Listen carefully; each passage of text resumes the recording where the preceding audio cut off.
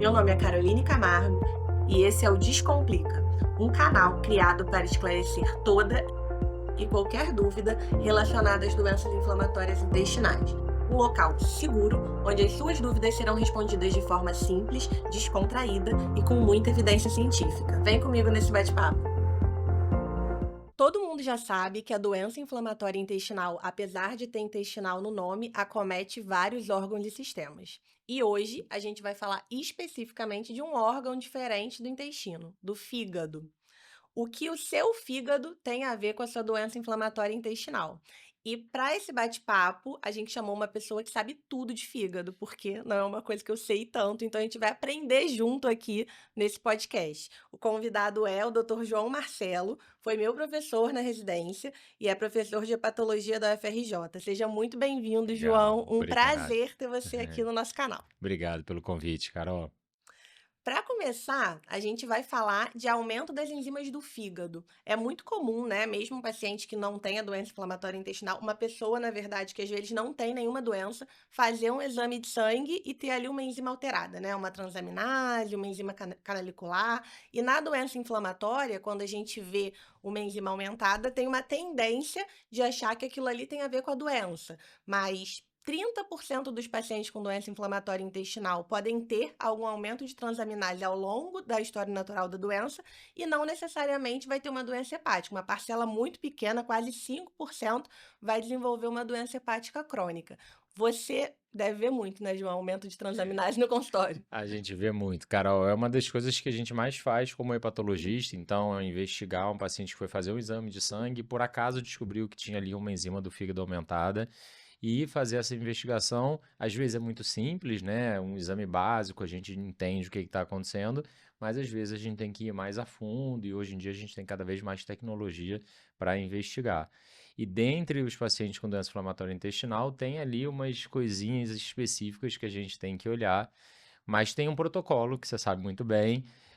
Toda vez que a gente vê um paciente com aumento de enzimas hepáticas, a gente tem que pensar em algumas doenças. Então, para começar de cara, tem que ver se aquilo não é uma hepatite viral crônica, né? Que cada vez menos prevalente no Brasil, mas ainda existe. Então, exclui hepatite B, hepatite C. A gente tem que olhar se aquilo não pode ser gordura no fígado.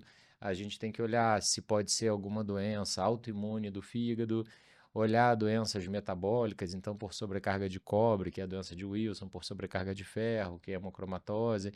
E aí tem um protocolo que, enfim, você conhece bem e que a gente segue. Começa com um bom exame de sangue.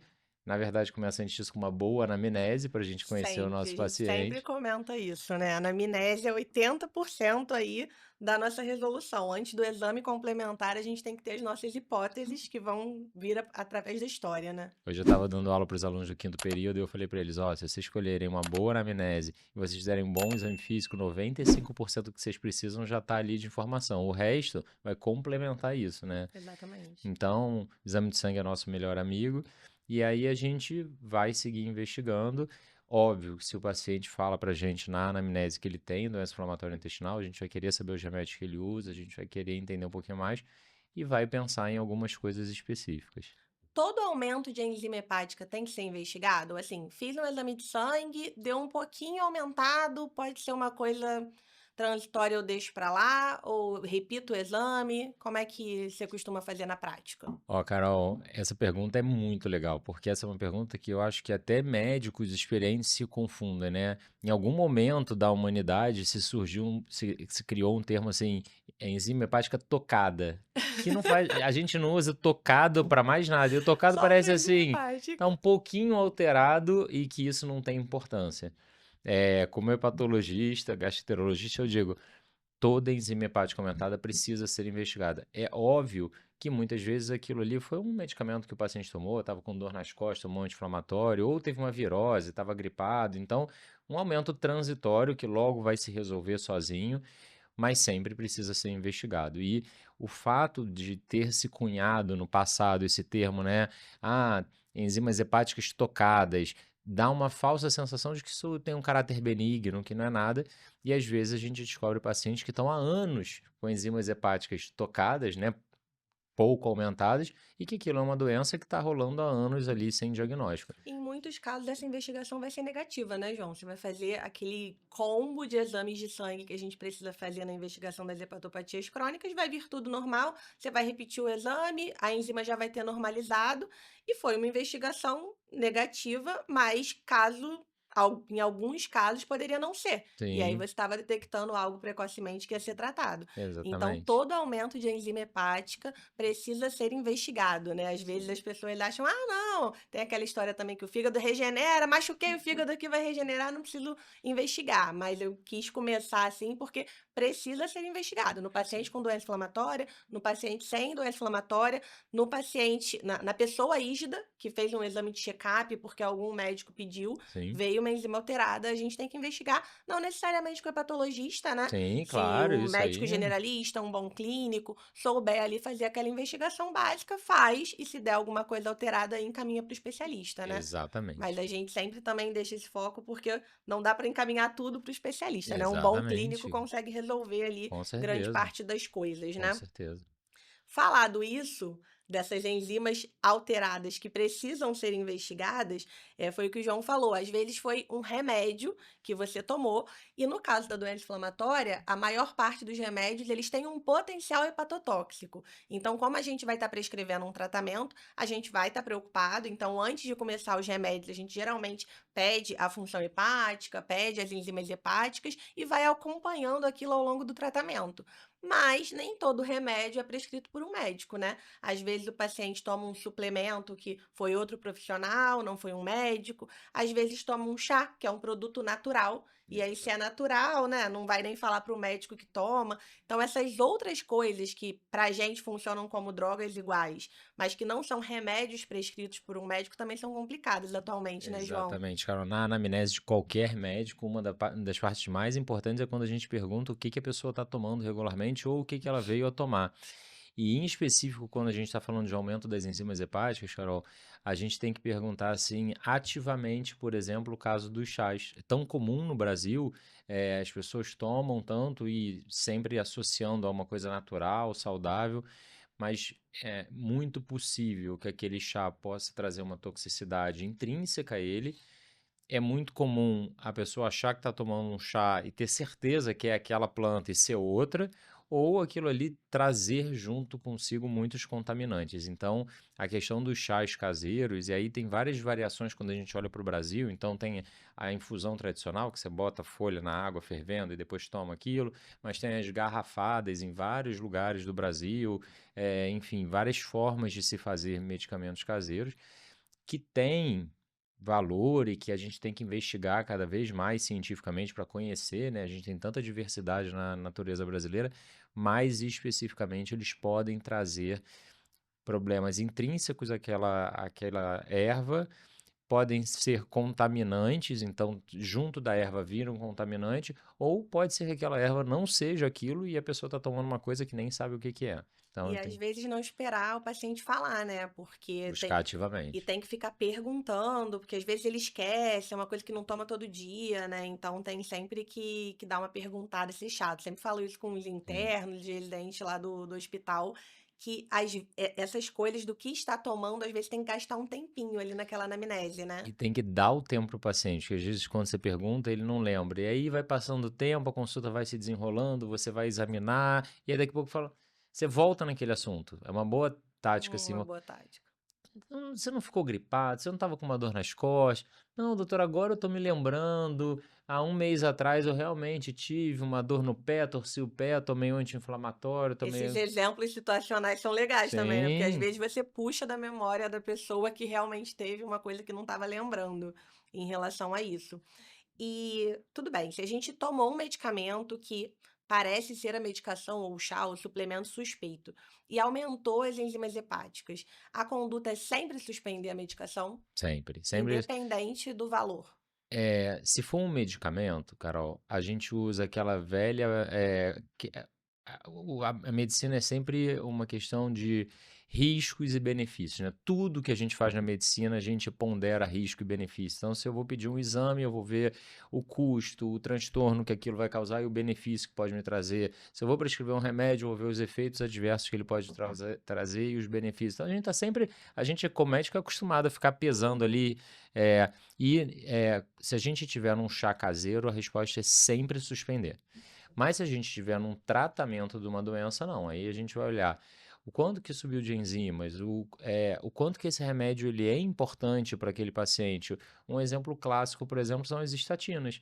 A gente tolera pequenos aumentos de enzimas hepáticas no paciente que está usando estatina, dado o fato de que a estatina ela tem inúmeros benefícios na proteção da doença cardiovascular. Às vezes Então, não tem outro, né? Não tem outra classe, não tem outro remédio que você sim. consiga substituir tão facilmente, né? Então, a gente pesa o risco-benefício, a gente faz o trabalho do médico, Uhum. que é esse, que a IA ainda não está substituindo. E aí a gente pondera e vê o quanto que aquilo é importante, o que que dá para substituir, o que que não dá. E algumas medicações, assim, né, sabidamente, por observação de estudo, você sabe que começando vai aumentar um pouquinho a enzima e que depois tende a normalizar, né? Sim, Os inibidores da JAK que a gente usa para tratamento de doença inflamatória, tem alguns relatos, né, que você começa a usar a medicação, sobe um pouco o CPK, sobe um pouco transaminases, e aí quando você passa para dose de manutenção, aquilo vai normalizando quer ver? sem problema na função. Então é avaliar caso a caso, né? Se Você foi um aumento tolera. muito expressivo, se teve algum problema assim na função, mas se for um aumento razoável, que você sabe, né, através de algum relato que aquilo tende a normalizar quando a gente baixa a dose, a gente vai tolerar, né? E Pronto. tranquilizar o paciente. Sim, Que aquilo ali a gente exatamente. está acompanhando, que a gente está vendo e que a gente está ciente e que vai observar, né, para ver o que que vai Exatamente. acontecer. Quando é uma droga que causou ali um aumento importante das transaminases, elas não estão só tocadas, ou alterou a função. Pode voltar depois de um tempo? Quando a gente tem um fármaco que levou a um aumento de enzimas hepáticas e a gente pode suspender, a gente suspende. E aí a gente, em geral, observa as enzimas normalizarem. Se aquele fármaco ele for muito importante, a gente pode fazer um re-challenge, que é um nome importado em inglês, mas que seria um novo desafio. Você insere ele de novo e você vê o que que acontece com as enzimas hepáticas. Aí seria a prova cabal da associação entre os dois. Quando que a gente faz esse re-challenge, esse novo desafio? Quando aquele fármaco é muito importante para o paciente. Então, a gente pode fazer um re-challenge, nem sempre é, inserindo o fármaco de novo o paciente tem outra toxicidade. Um exemplo muito comum do mundo moderno de hoje em dia são as imunoterapias para câncer. Às vezes você começa uma imunoterapia, ela estimula o teu sistema imunológico, pode levar a uma hepatite imunoinduzida, você suspende, o fígado melhora, mas é um tratamento para um câncer, então aquilo é muito importante. E aí você pode voltar e nem sempre o fígado faz de novo a hepatite induzida pela imunoterapia. Então, dependendo do contexto, se aquilo for muito importante, a gente faz de novo e a gente vê o que que acontece. É, Tudo controlado, né? isso é importante a gente falar, né, João? Porque isso acontece com muitos pacientes, né? Então, às vezes, você introduziu uma medicação, alterou uma enzima hepática, explicou para o paciente que a gente vai precisar suspender aquela medicação para proteger o fígado, para normalizar as enzimas, mas depois você vai propor para ele voltar ao remédio. Sim, Então, isso é possível, isso é usado, né? E a gente acompanhando isso, às vezes, é seguro e nem sim. sempre você vai manifestar a mesma alteração, né? Então, é muito importante, eu acho, que a gente falar isso para todo mundo entender também. De medicação, acho que é basicamente isso, né? A gente sempre tem que acompanhar, por isso que a gente fala muito da automedicação também, né? Mas A cuidado. questão da automedicação não é só porque o médico quer controlar ali todos os remédios que você vai tomar, ou a prescrição, ou quer tirar isso de outro profissional. É porque quando um médico prescreve um remédio, é o que o João falou, é a nossa balança. Ele não tá só escrevendo ali um nome e mandando você tomar. Tem muita responsabilidade nessa ação, né? E ele está sempre pesando ali o risco-benefício, tentando fazer com que os seus benefícios sejam muito maiores que os riscos e minimizar os riscos. Quando você faz uma automedicação, ninguém está fazendo isso para você. Você está só pegando remédio para tratar ali o seu problema, mas todo esse raciocínio clínico, né, em volta da medicação não está existindo. Então, acho que o fígado sofre muito com as Sim, automedicações, com né? certeza. E aí acho que vale sempre a gente reforçar que é muito importante toda medicação ter uma prescrição médica por E trás. principalmente, Carol, quem está fazendo um tratamento de uma doença como uma doença inflamatória intestinal, tem que estar muito próximo do médico para conversar com ele, saber o que que pode, o que que não pode. Se a pessoa tem uma outra questão de uma outra especialidade que um especialista recomendou, faz esse tratamento. Consulta Conversar. o seu gastroenterologista, conversa com ele para saber e não cair numa roubada, né? Os médicos têm que conversar entre si, né? Não Sim, dá. Às vezes o paciente tem uma doença de cada especialidade, tem que se comunicar, sim, porque é o mesmo paciente tomando remédio de todo mundo, né? Outra coisa que ataca muito, ataca é ótimo. Outra coisa que agride muito o fígado, né, e que tá aí em alta atualmente é a obesidade, né, João?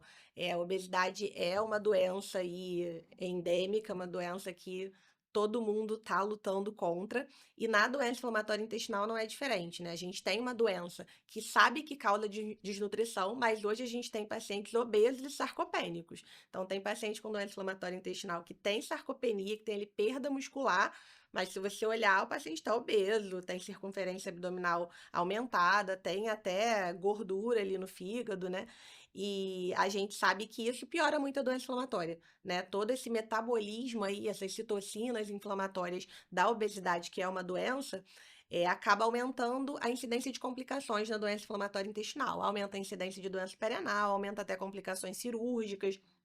Então é muito importante a gente falar sobre isso, porque a doença hepática esteatótica, ela agora é uma disfunção que é quase considerada uma manifestação extraintestinal muito comum, é uma das mais comuns a gente falando aqui na parte hepática. Como é que você faz em relação à obesidade? Todo paciente obeso, você investiga sobrepeso, você já investiga gordura, pede ultrassom, pede transaminase, como é que você faz na sua prática? Olha, cara, a obesidade hoje é a realidade, né? A gente tem no Brasil 2/3 da população com sobrepeso ou obesidade. Então, fruto do estilo de vida que a gente vive, infelizmente, não é culpa de ninguém, né? É o que acontece na nossa sociedade, é o que a gente tem disponível no mercado para comprar, é o estilo de vida moderno hoje em que a gente caminha pouco, faz pouco exercício, o estilo de vida do home office, né? Que o pessoal até brinca. Home office é o novo fumar cigarro, né? De tão mal que faz você passar um dia inteiro sentado em frente ao computador. Mas fruto desse estilo de vida todo, a gente tem essa epidemia o termo, a gente não usa epidemia para doenças crônicas, mas é uma epidemia de sobrepeso e obesidade, e o fígado é um órgão que ele sofre com isso, porque ele acumula gordura nos pacientes com sobrepeso e obesidade, mas ao mesmo tempo ele é um órgão que é um espelho de como você está metabolicamente.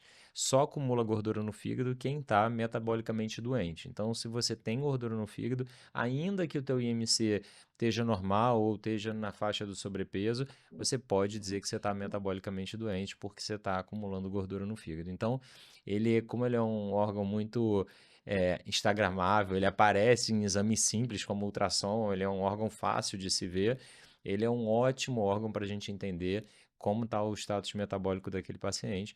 E além da gente ter isso na população geral, a gente também tem associação de obesidade com as doenças inflamatórias intestinais e muitas outras doenças, né? Como você falou muito bem, a gente saiu de uma fase em que a gente tinha pacientes com doença inflamatória intestinal desnutridos para hoje a gente ter pacientes muito bem controlados, mas com obesidade. A gente sim, o fígado deve sempre ser olhado. A gente tem scores de risco para a gente avaliar quem vai avançar com exames complementares, por exemplo. Então, se eu tenho um paciente hoje com sobrepeso ou obesidade, ou se eu tenho um paciente com diabetes também, independente de ter sobrepeso ou obesidade, esse paciente ele merece ter um cálculo que a gente pode fazer, tem na internet, no Google, chama FIB4, que é um cálculo de risco desse paciente ter fibrose avançada. E aí, se esse cálculo der maior do que 1,3, ou nos pacientes de mais idade, maior do que 2, a gente precisa seguir a investigação e aí a gente fazer exames específicos para o fígado. O exame hoje que resolve a nossa vida na doença hepática gordurosa é a elastografia. A elastografia é um exame que é muito parecido com o ultrassom, mas que ajuda a gente a entender se tem ou não tem gordura, o quanto tem de gordura e se tem ou não tem fibrose, que é a complicação da gordura. Então, é um exame que a gente usa muito e os pacientes com doença inflamatória intestinal, em especial aqueles que usam também muito corticoide, eles vão em algum momento ter uma avaliação do fígado. As enzimas a gente pede sempre, né? Pedir um ultrassom, pedir um outro exame só por ter doença inflamatória intestinal ainda não é nenhum protocolo. Não, Mas como existe uma associação, né, importante entre pacientes com doença inflamatória intestinal e sobrepeso e obesidade, acaba que daqui a pouco, indiretamente, a gente já vai estar começando a investigar isso, né? Porque não tem muito jeito. Inclusive, só para citar muito interessante que alguns estudos, já existem alguns estudos, né, associando algumas medicações biológicas com a tirzepatida. E aí tá em estudo para ver se você poderia, numa mesma medicação, né, numa mesma caneta, ter ali as duas medicações para fazer a aplicação.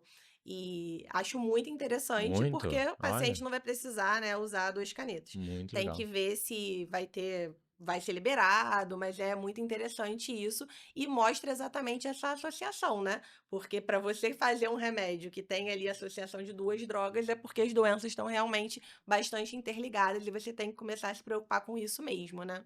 Interessante. Em relação a gente já falou que a doença hepática gordurosa, ela é uma manifestação extraintestinal mais comum, né? Mas não é a mais frequente. A gente tem várias manifestações extraintestinais das doenças inflamatórias intestinais hepatobiliares, algumas pancreáticas também menos comuns, mas geralmente elas não estão associadas com a atividade de doença intestinal, né? Você pode ter uma manifestação extraintestinal no fígado e você tá com a doença super controlada, né? E vai ter que focar ali sua atenção no tratamento só das doenças hepáticas.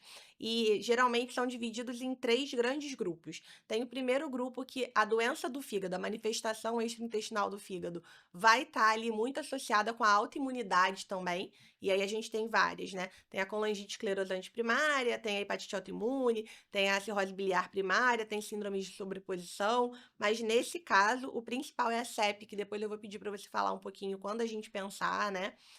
Tem os efeitos adversos do tratamento, que a gente já falou muito, simples fato de você usar uma medicação, né, uma azatioprina, ou corticoide, você pode gerar ali uma hepatotoxicidade, mas tem um efeito muito importante, principalmente com corticoide e com anti-TNF, que seria a reativação do vírus da hepatite B. E aí isso é importante também a gente falar, e é por isso que a gente faz toda uma preparação para o paciente usar a medicação biológica. Não é só chegar lá e prescrever o remédio, né? A gente pede uma série de sorologias, pede uma série de outros exames, né, para investigar a parte pulmonar, tuberculose. Então, acho que isso é importante também a gente falar. E tem outras consequências que aí sim vão estar associadas mais com o dano inflamatório e a cascata inflamatória da doença, principalmente a trombose, essa questão da obesidade que a gente já falou. Queria que você falasse um pouquinho pra gente da CEP, João. Vamos falar da CEP. Então, a colangite esclerosante primária, ela é uma doença que acomete de forma autoimune, né? Assim como é autoimune no intestino, ela é autoimune também no fígado, mas em especial nos canais que drenam a bile. Então, numa parte específica do fígado, ela é marcada por aumento das enzimas hepáticas e também por alterações anatômicas ali. Então, aquelas vias biliares, elas começam a se deformar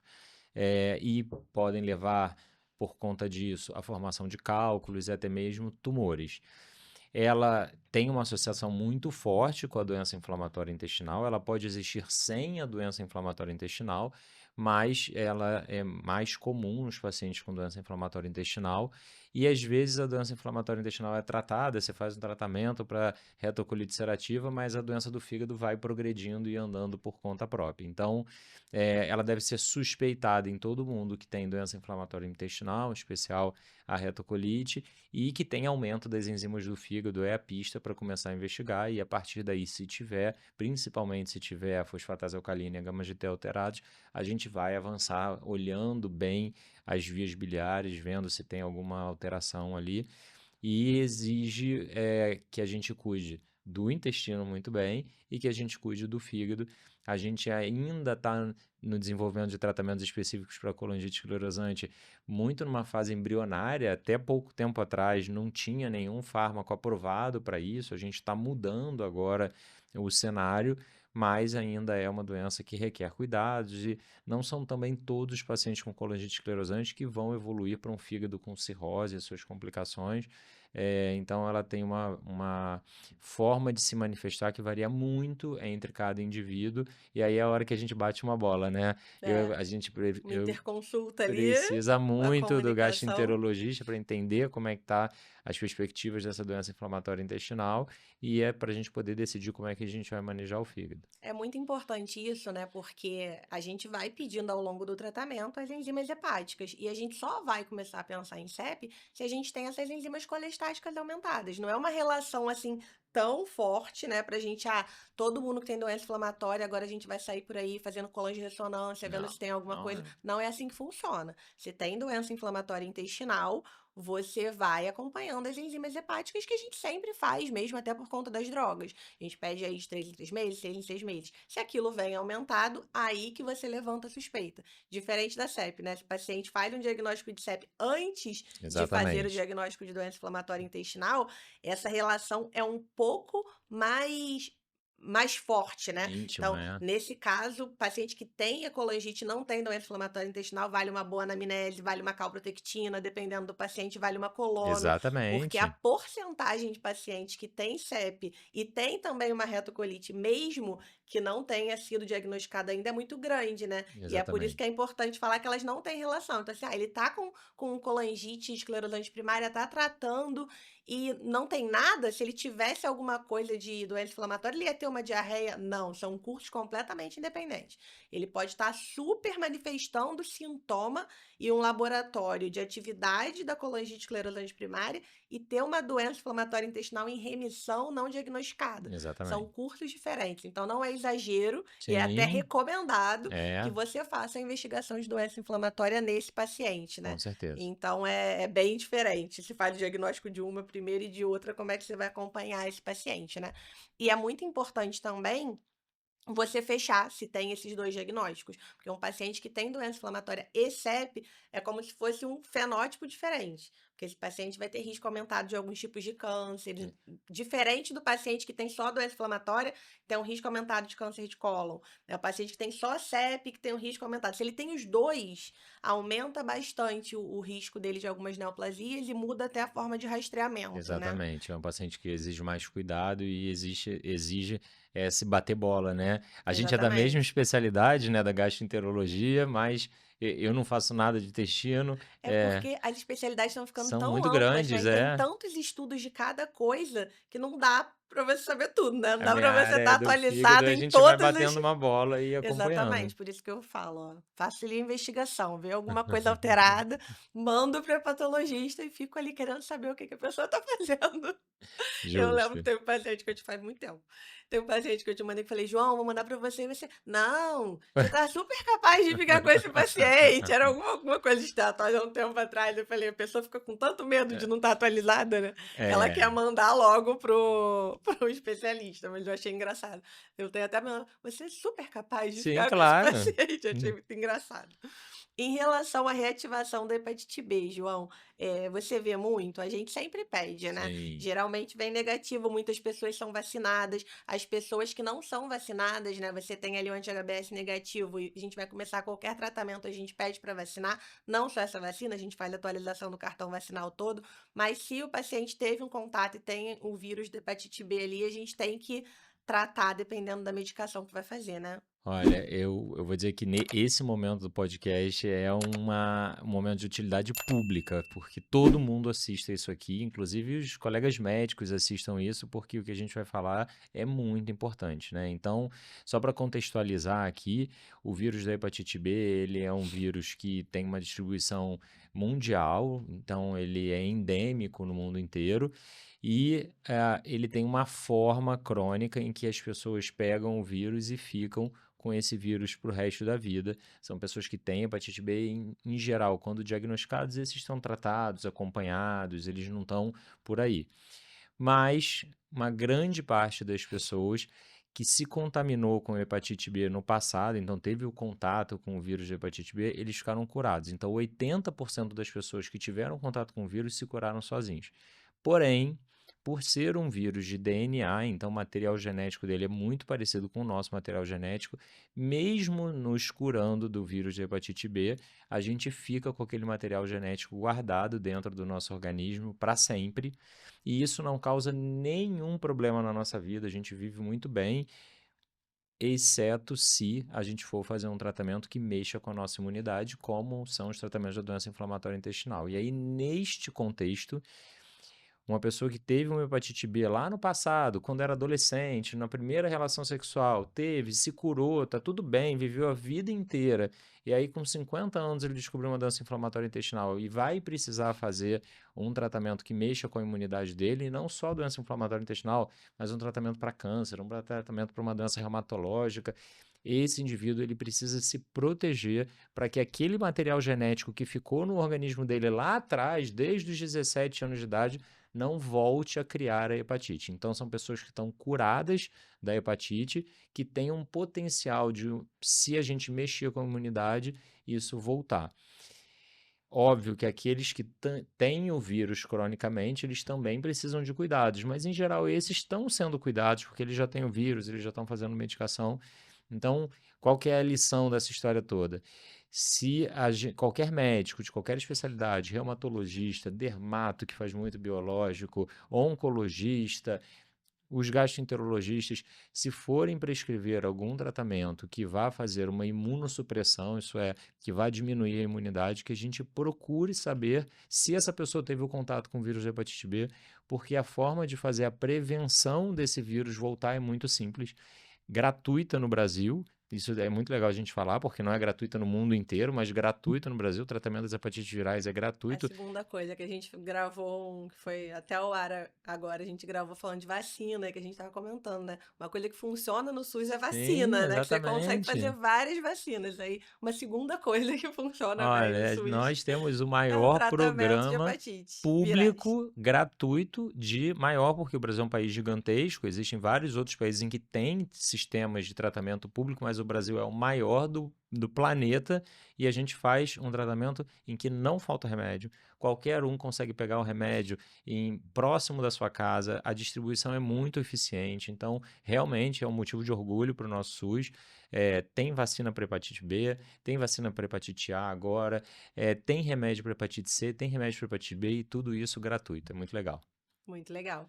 Então, é muito importante. A gente faz, né? É difícil alguém que vai prescrever um imunobiológico não fazer esse rastreamento, mas não dá para ser também um rastreamento mecânico, né? Você Sim. fez o rastreamento. Se você achou ali, você tem que encaminhar o paciente pro especialista, pro colega ali, para ele conseguir fazer esse tratamento, né?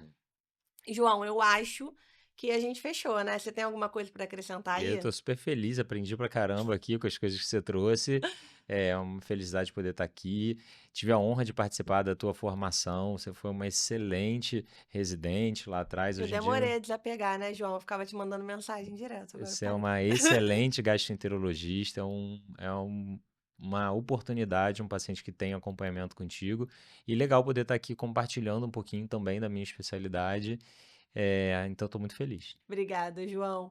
Espero que vocês tenham gostado. Eu adorei. Ele fica fazendo aí que aprendeu. A gente que aprende tudo com ele, porque ele é o cara do fígado. Espero que vocês usem aí todas essas informações. Até o próximo episódio.